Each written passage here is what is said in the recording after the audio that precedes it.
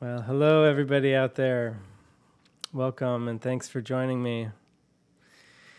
This is, just a beautiful way to share and strengthen these ideas for me. I really love this technology of being able to go on YouTube and just be transparent and share and really use it as a means for letting the Spirit strengthen these ideas for myself and share by sharing them.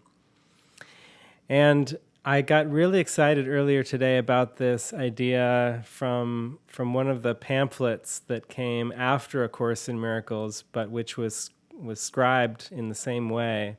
It was, for those of you who know the story, Helen Schuckman was hearing Jesus in her mind, and she scribed the whole course. And then when that was done, she was like, okay, is there anything else? And then these two pamphlets came, and one of them, they're both amazing. In fact, the other one I love as well, which is called Psychotherapy, Purpose, Process, and Practice. And that one, I might do a whole other video on that one as well. But the one I want to talk about today is called The Song of Prayer. And specifically this one line in there that has always just been a really quick kind of remedy for me whenever I find myself stuck in some kind of ego, trip. And it's the line that says this, and in fact, I'm going to read it here, so make sure to get it exactly right. This is the latest edition of A Course in Miracles, which has the supplements in it. And this is in the very beginning of this Song of Prayer supplement. It originally came out as a pamphlet. That's why I said pamphlet, but most people just call it one of the supplements. And it's in the first section on prayer. It's actually got 3 sections to it. One is on prayer, one is on forgiveness, and one is on healing. And this is in the very first section on prayer. And it's pretty soon. It's like the 4th paragraph in, not in the introduction, but in the first section called True Prayer. And the line is this: the secret of true prayer is to forget the things you think you need. So let's just let that sink in for a moment. The secret of true prayer is to forget the things you think you need. Now, that's interesting because, most people, when they think about prayer, and he addresses this if you read the whole thing, he's addressing that prayer is usually thought of as an entreaty, like you're entreating God to give you the things that you think you need. And I'll read a little bit here because it's quite profound. He says, "You have been told to ask the Holy Spirit for the answer to any specific problem, and that you will receive a specific answer if such is your need. You have also been told that there is only one problem and one answer." Now, if you study A Course in Miracles, you know that the one problem he's referring to is the problem of believing that I've separated from God. And the answer to that, the one answer, is the atonement, which is the principle that the separation did not occur and could never have occurred, that oneness remains our constant state and reality, and we're, the appearance of a dualistic world where there seems to be a separate me and everything else is just a misperception. It's a dream that we're having. So I'm just going to go back, read that again.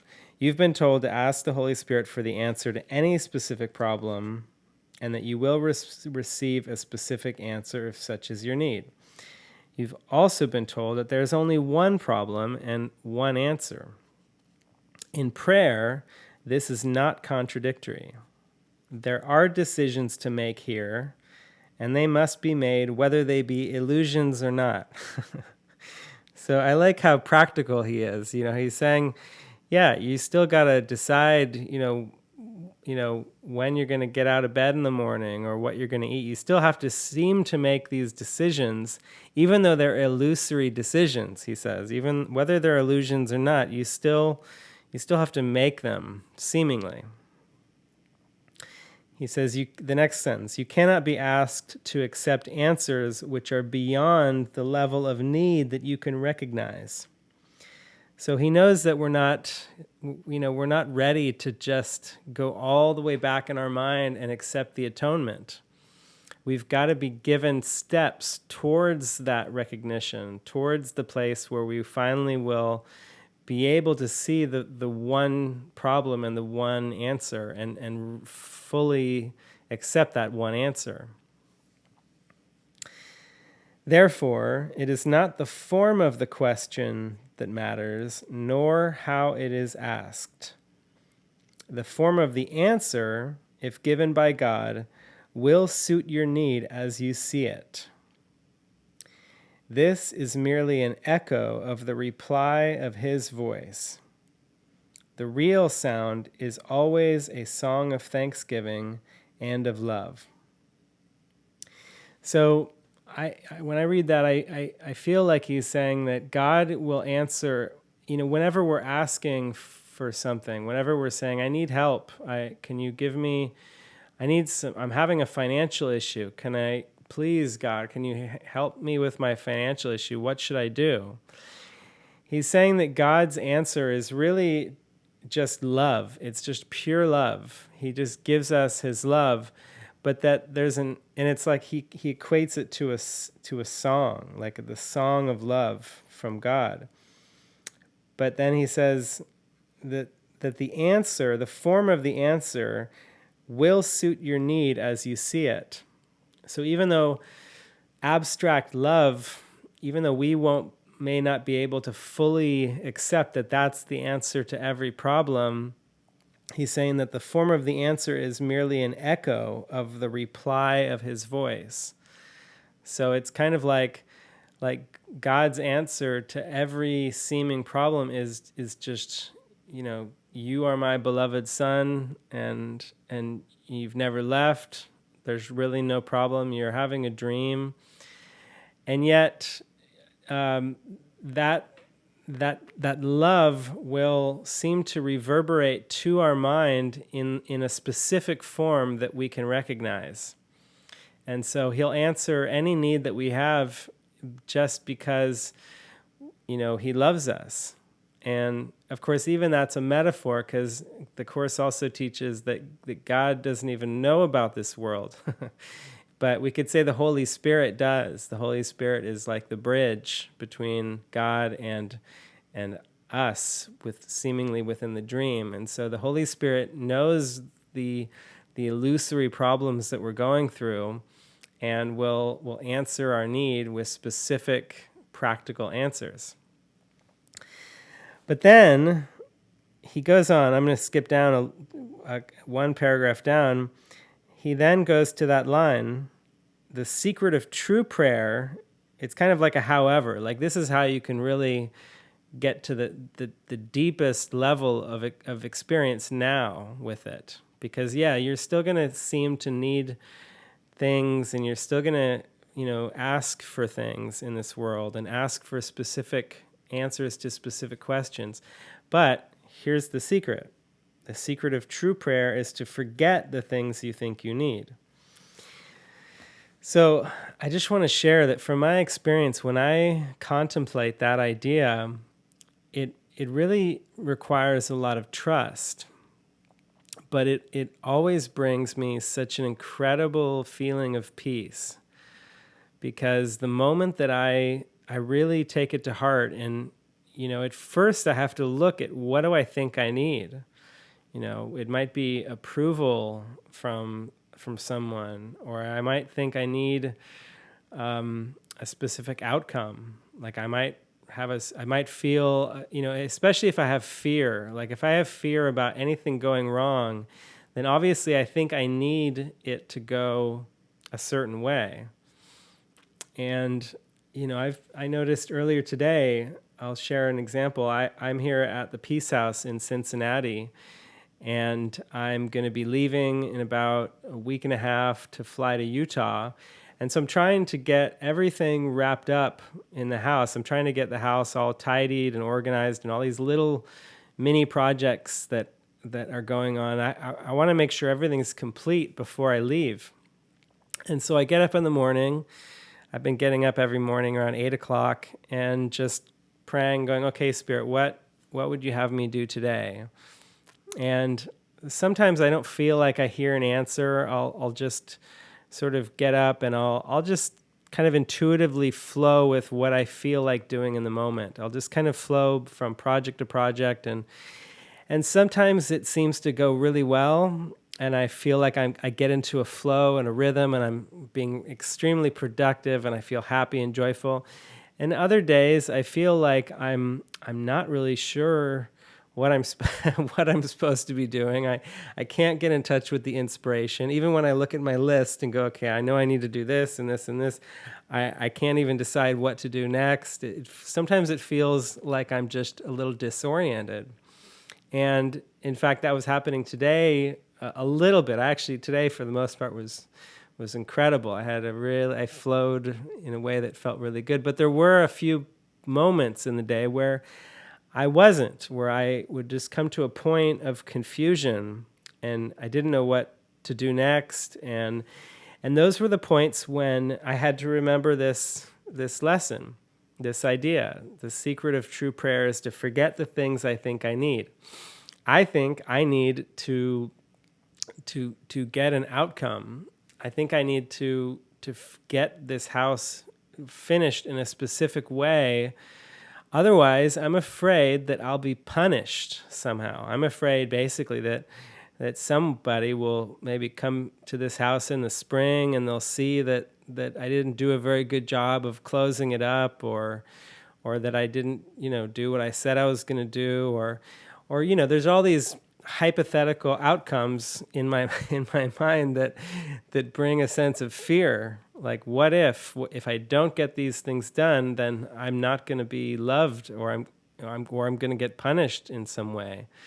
I'm going to bring the disapproval of others onto myself. And doing anything out of fear just really doesn't work. We really have to be willing to pause, when we're operating from that state and look at it. This is one of the blocks. Fear is a block to the awareness of love's presence, which is the whole goal of A Course in Miracles. And so today I would, when I did notice that I felt disoriented and unsure about what to do next, I would just pause. And of course, the first temptation, the ego's solution is always figure it out. Figure it out. Like use your analytical mind and figure out what you should do next. And so I would sit down and I would try to think about it and figure it out, and usually that doesn't work too well. Because the feeling that there's still a purpose underneath it, which is the purpose underneath that is still to mitigate the fear. It's not coming from there's not a willingness to actually look at the real cause of the fear and the disorientation. And so there's just this surfacey attempt to solve it by getting things done, by figuring it out myself without the help of the Holy Spirit. So this lesson would come in handy for me. I keep calling it a lesson. It's not really one of the lessons in the workbook, but I think you know what I mean. It's like a lesson to me. It's like it's more powerful than some of the lessons for me. And so I would just sit and I would go inward and I would say, okay, the secret is to forget the things I think I need, which are these outcomes. And I would just pause and really look at it and allow myself to get really quiet, allow my mind to go into a state of emptiness, even to ponder the possibility of what if I just do nothing? What if I didn't do anything moving forward? What if I died right now? What if I just became completely dysfunctional in this moment? Could I face the fear of that? Could I face that right now? Could I totally forget about thinking that there are certain future outcomes that have to happen for me to feel safe and loved? And yeah, and that was how I would deal with every problem that came up today. I would just pause, and I also had on my cell phone here, I've got an app for the lesson of the day. And today's lesson, I believe I'm on the right. Yeah, 317. Lesson 317. I follow in the way appointed me. So I have it triggered. I have it like an alert so that it goes off every hour to remind me to pause and remember my lesson. Or I often would also just think about this idea about the secret of true prayer. So at least every hour I was sitting down, and sometimes more than an hour if I found myself like in the middle of the hour not knowing what to do, and I would just pray, but not pray as an entreaty, like tell me what to do. It was more like prayer, like the true prayer of empty my mind, of just completely forget all of this, forget that I'm going to Utah in a week and a half. Forget that I'm here at the Peace House. Forget this world. Forget this course, and come with wholly empty hands unto your God, like it says in Lesson 189. Forget everything. And yeah, and then there's an amazing thing that occurs when I do that, which is that I can feel a sense of expansion begin to occur again, a feeling of connection with Source, and it's just a very, very peaceful joy that's deep within. And of course, the moment I start to get in touch with it, I'll notice the ego will jump in, and it's almost like it gets excited, like the ego is trying to use the spiritual journey for its own purposes. So the moment I feel a little bit of happiness and peace from this deep stillness, the ego will jump in and say, "Great, let's use that peace and happiness to get back into function." But I have to really wait. That it's okay to do that too. But I've noticed that if I just say, "Okay, hold off. I'm gonna really go deep into this for a moment and allow my mind to totally forget about the functions in form, the projects, to totally forget about it, because I want them not to come from my memory. I don't want to be doing things out of my memory of what needs to get done. I want it to come from pure guidance, from pure, almost like being a puppet on the Holy Spirit strings, where I have no idea what I'm doing, but I'm being moved, and I'm doing this. I seem to be washing the dishes now, or I seem to be scrubbing algae off the side of the house like I was doing earlier today. And whatever I'm doing, I want it to feel like it's not something I personally am doing out of a memory of how it's supposed to be done or what I think needs to happen. I want it to come from a clueless state of mind. And that clueless state of mind can only come when my mind is willing to be emptied, completely emptied of all future goals, all time thoughts, really, all thoughts of past and future, all people thoughts too. One time, I love David Hoffmeister once said, he said, because we have we have two guidelines at the monastery and in our community in general. We practice these two guidelines: no people pleasing and no private thoughts. And one time I heard David said, we really could simplify that even down to one, and it would be no people thoughts. And wow, that was like another one of those just because if I really look at all my problems, my perceived problems, they always have to do with people. Like what people are going to think of me, or what people want from me, or what I have to do to make sure that this person, how am I going to organize the people in my mind, and just it's all people thoughts. So yeah, I think I'm probably going to wrap this up in a moment here, but again, I love this idea that when we forget about the things we think we need, it brings us into that ultimate state of, oh yeah, there was one other thing I did want to read here, because it was basically saying that God's answer has already been given to us. And the only reason, that answer is an answer of love, of just pure love, unconditional love. And that in that, like I said earlier, in that love, all the specific answers are like echoes of that. They're all contained in that. So when you're in touch with that love, then you don't have to figure anything out.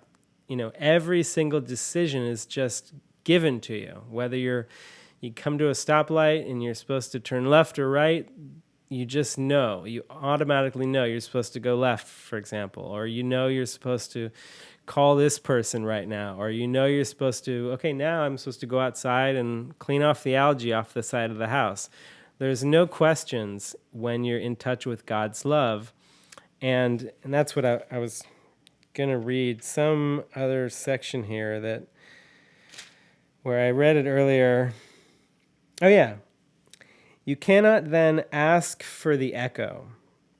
So you can't ask for the specific answer. It is the song that is the gift. Along with it come the overtones, the harmonics, the echoes, but these are secondary. In true prayer, you hear only the song. All the rest is merely added. You have sought first the kingdom of heaven, and all else has indeed been given you. So, again, and this is the paragraph right before the line of the secret of true prayer is to forget the things you think you need. It's just he's referring to that line in the Bible, seek first the kingdom of heaven and all else will be given to you. This is how we seek first the kingdom of heaven. We forget the things in form that we think we need. We empty our mind of everything that isn't heaven, and then we're able to experience it. We're able to merge. We're able to feel the love in our heart, and then all the specifics seem to just flow effortlessly from that.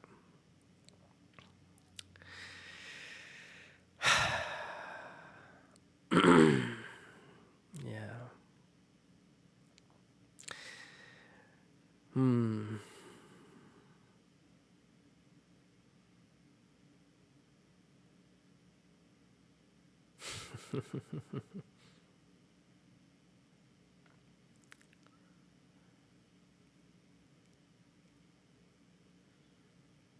Yeah.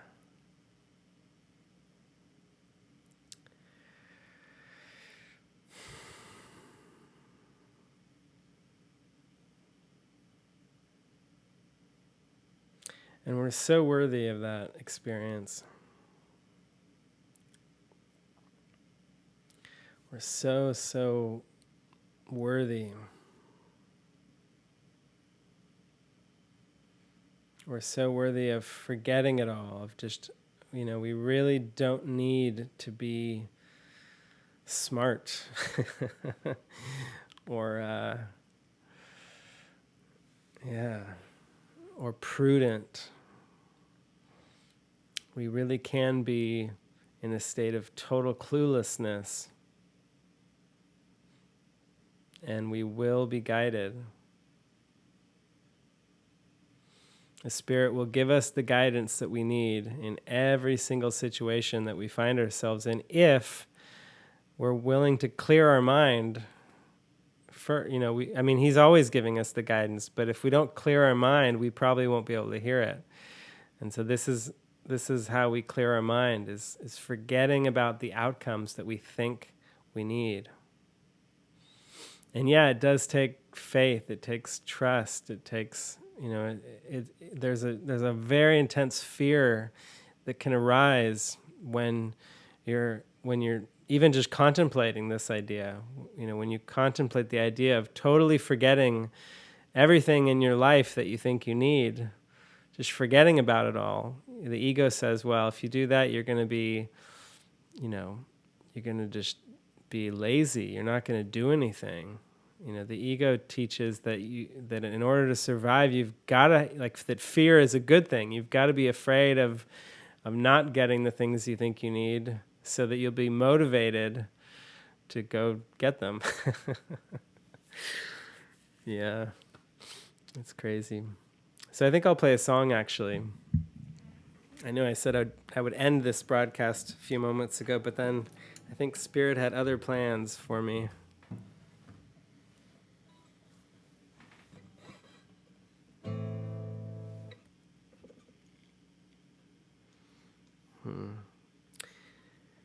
And I didn't even know what I was going to play until just now. I just heard the song.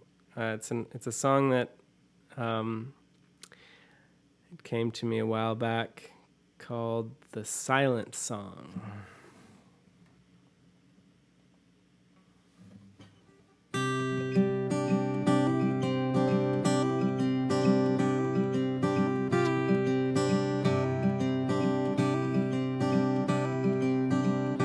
Can you hear the song playing silently everywhere? It's hard to hear if you're listening only with your ears. And can you see the light shining endlessly through your mind? It's hard to find if you're looking only with your eyes. And can you smile, smile that lightens up the world for a while? But don't try, it will come naturally when you're inspired by the love inside.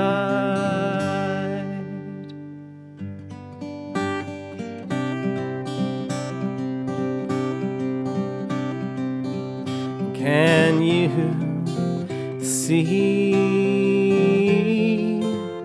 we're imprisoned only by our belief, and we are free anytime that we choose to be? If you take my hand, we'll rise together from this foreign land and see that we never need to think nor plan. We must only decide, and we'll be happy once we've made up our mind.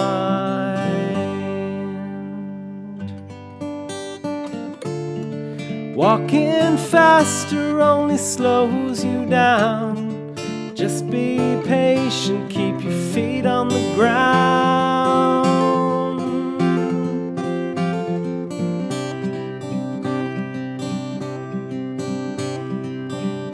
Can you feel the love. It's all around to help you rise above all the pain and fear you've been dreaming of. It's alright to just let go and simply fall in love.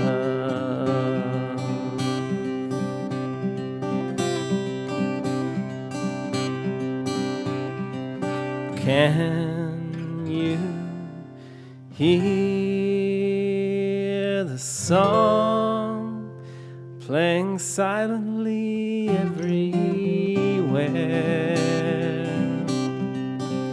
It's right here, singing softly that there's nothing to fear.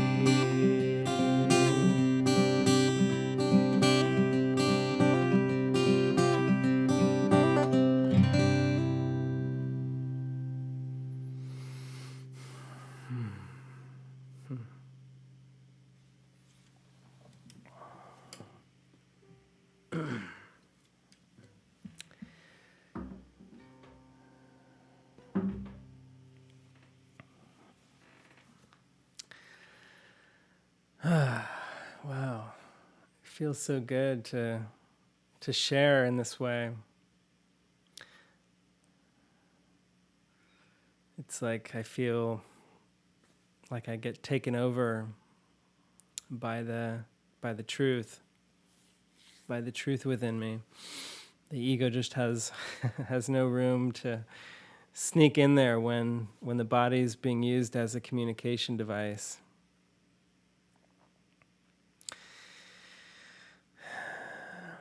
And yeah, I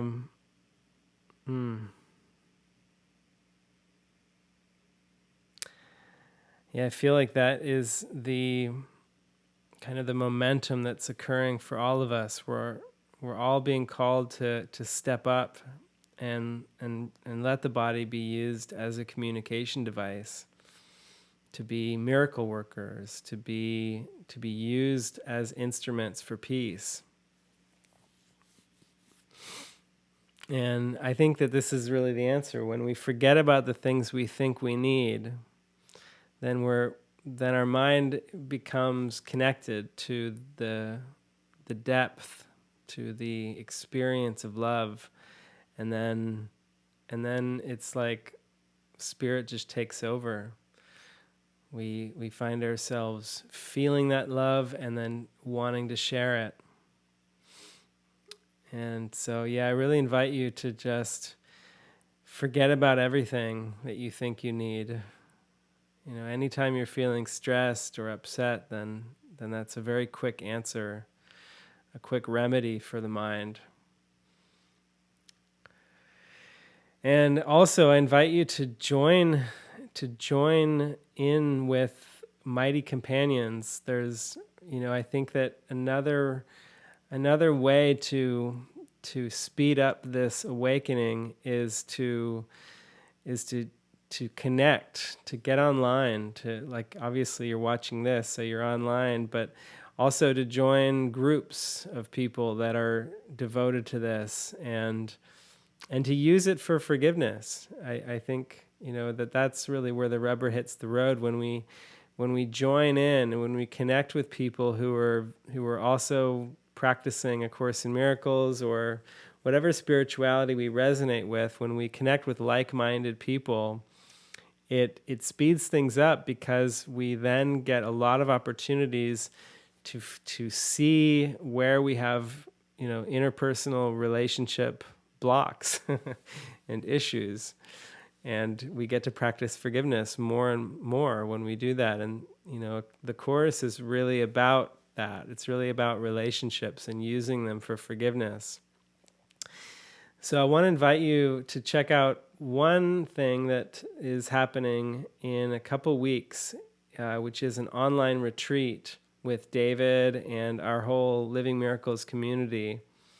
And I want to play you a trailer for it, Because if you resonate with it, if it resonates in your heart, if it feels like something that is calling you, then I just trust the Spirit will make the means possible for you to be there and experience what this is all about. It's just so mind expanding, and with the technology being what it is, it's just such a great way, so easy that you don't have to book a flight to come to a retreat. You can just open your laptop and you can see all the faces and they can see you, and it's like being in the same room together. It's amazing.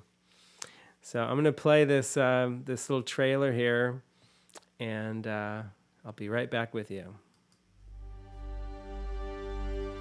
Heaven is a state of mind, of perfect oneness. It's not a place. There's no where.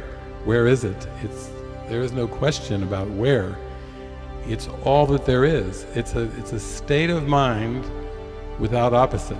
The kingdom of heaven has no opposite. But in approaching that, we have to come to the state of presence. We have to come to the state of unified awareness. We have to come to a state of mind that is so unified that it knows not of judgment. That's what unified awareness is. That's what the forgiven world is.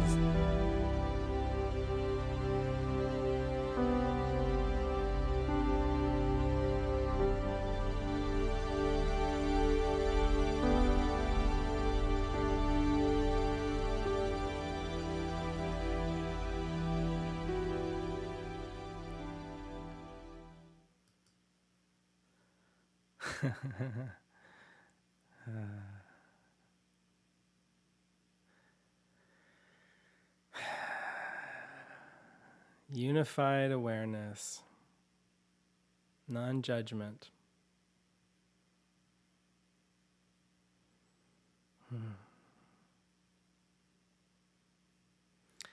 That's the potential that we all have. That's the natural, that's our original state of mind that we're returning to.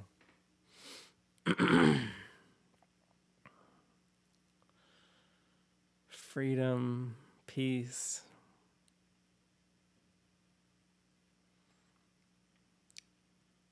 perfect happiness.